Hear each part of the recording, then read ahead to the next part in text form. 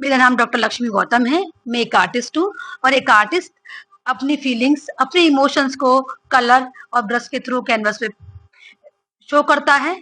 मैंने भी अपनी फीलिंग्स को, अपने इमोशंस को कैनवस पे दिखाने की कोशिश की है।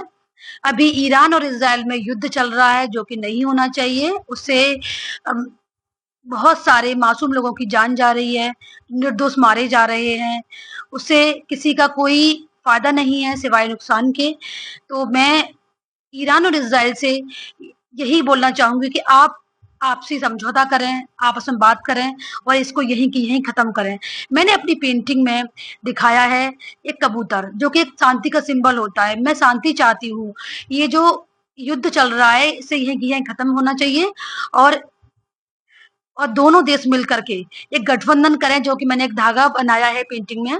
ये इसको शो करता है कि दोनों गठबंधन करें। दोनों में मैंने गाँठ लगाई हुई है। इसमें हमारे मोदी जी ने एक ऑपरेशन चलाया है, सिंधु ऑपरेशन, जिससे वहाँ जो फँसे हुए लोग हैं, जो ईरान, इज़राइल में परेशान हैं, उनको हमारे मोदी जी प्लेन मैंने बनाया है, प्लेन से वापस लेकर के आ रहे हैं सुरक्षित तरीके से।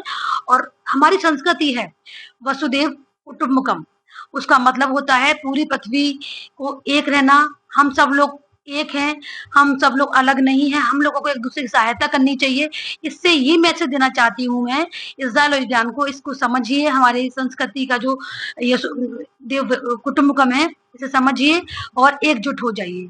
क्योंकि युद्ध किसी भी चीज़ का समाधान नहीं है, सिवाय नुकसान के। इससे हमारी पृथ्वी आहत होती है, हमारी संस्कृति आहत होती है, हमारा पर्यावरण आहत होता है।